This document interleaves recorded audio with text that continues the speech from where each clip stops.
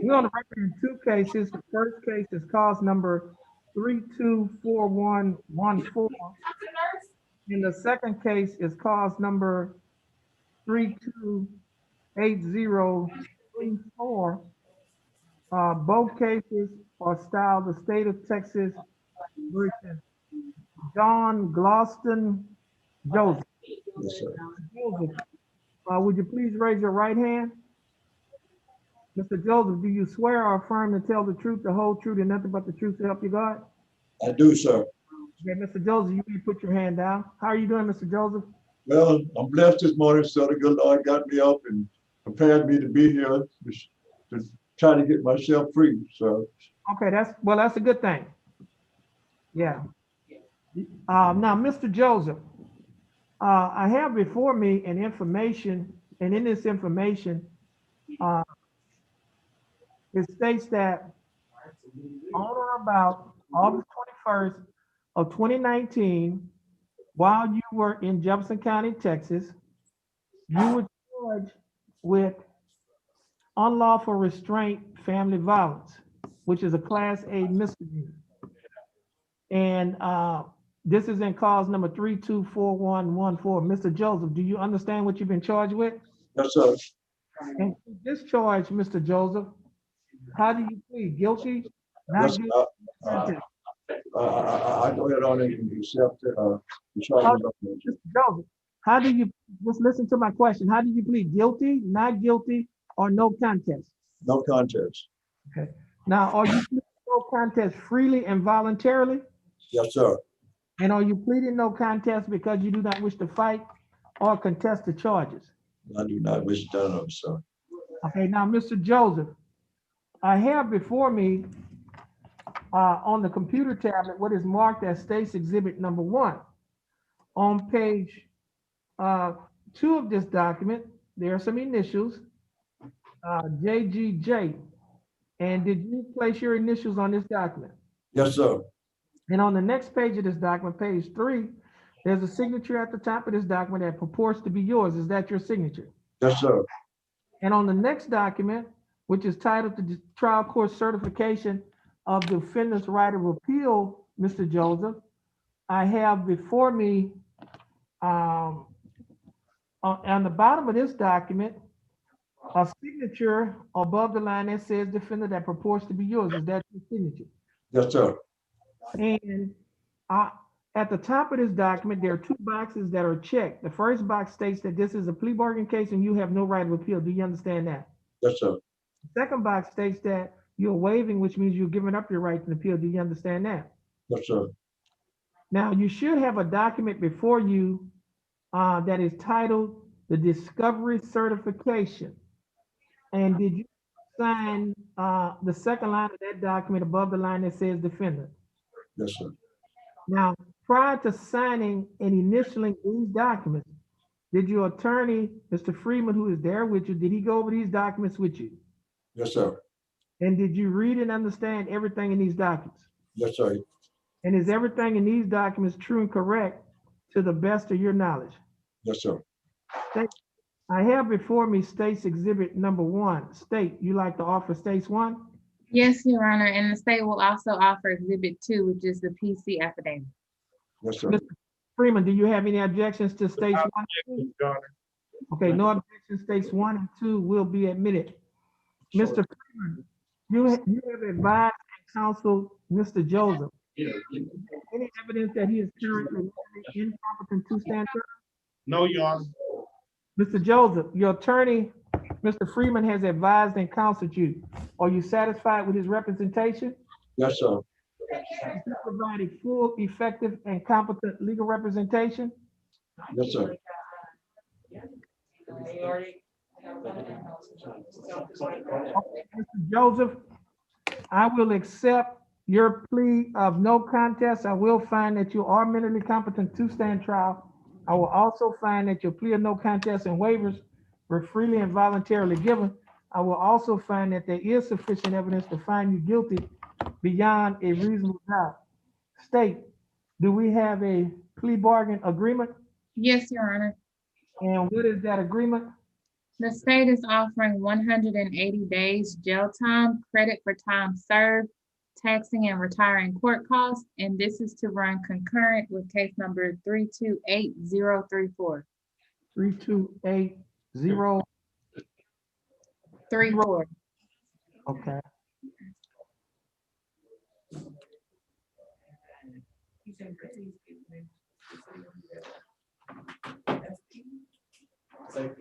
Mr. Joseph, Yes, sir. offering that you serve 180 days in the Jefferson County Jail. However, you not have to serve any more time in the Jefferson County Jail because you've already served 180 days. Therefore, you're given credit for time served. Yes, sir. If you owe any court costs, Mr. Joseph, you will not have to pay that court cost either because the time that you spent in jail has already paid it off. Mr. Joseph, do you understand the state's offer? Yes, sir. And do you think that the state's offer in your case is fair and just? Yes, sir. And do you accept the state's offer? Yes, I do, sir.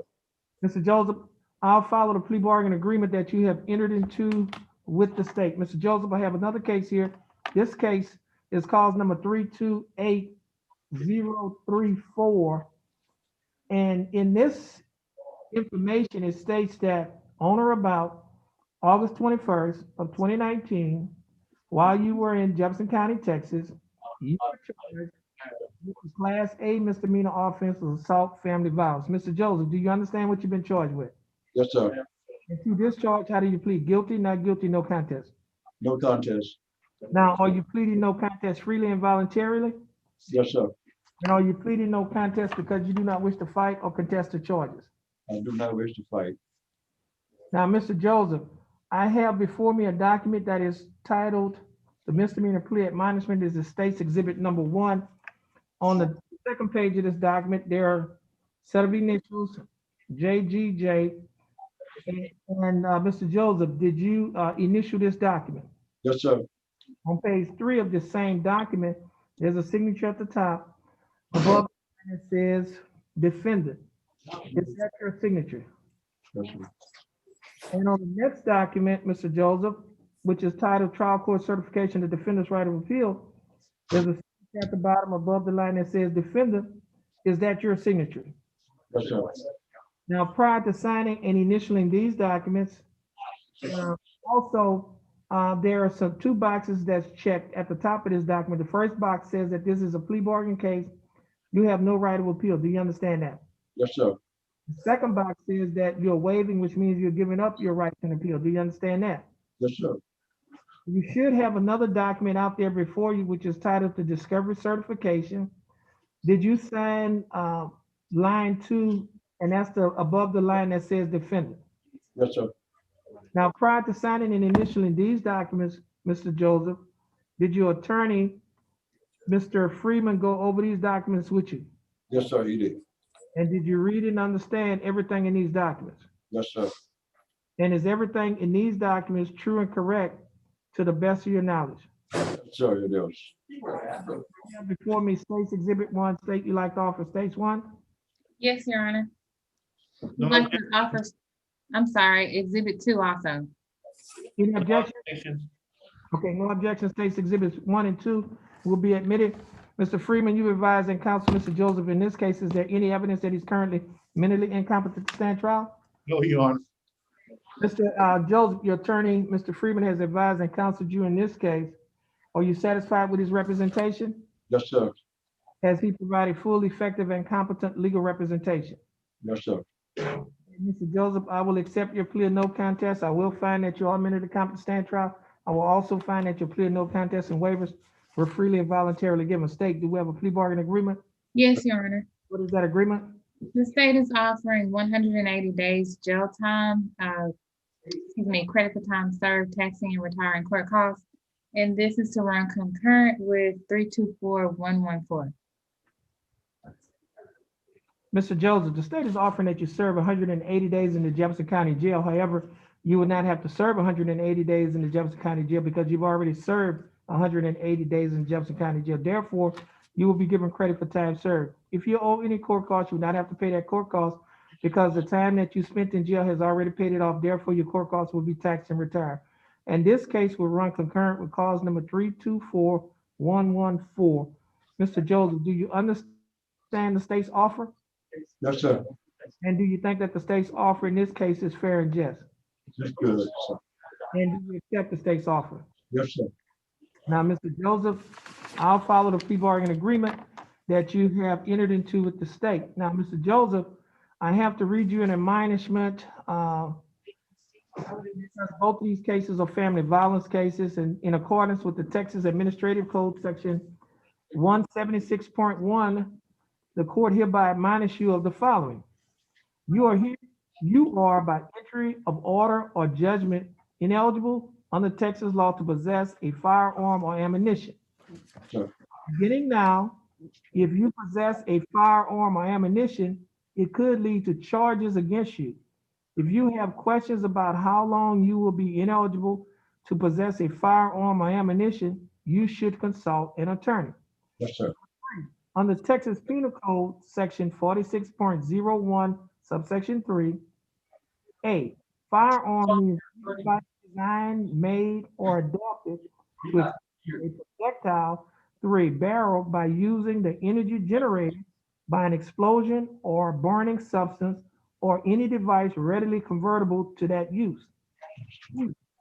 Firearm does not include a firearm that may have as an integral part a folding knife, blade, or other characteristics of weapons made illegal by Penal Code Chapter 46, and that is one, an antique or curio firearm manufactured before 1899, or two, a replica of an antique or curio firearm manufactured before 1899, but only if the replica does not use rimfire or centerfire ammunition. The statutes listed below are a starting point for ineligibility to possess a firearm or ammunition. For more information about the laws that make you ineligible to possess a firearm or ammunition, or for more information on how long your ineligibility to possess a firearm or ammunition lasts, the court recommends you contact an attorney. Yes, sir. Code of Criminal Procedure, Article 17.292, Order for Emergency Protection. Code of Criminal Procedure, Article 42.0131, Notice of persons convicted of misdemeanors involving family violence. Penal Code Section 46.02, unlawful carrying weapons.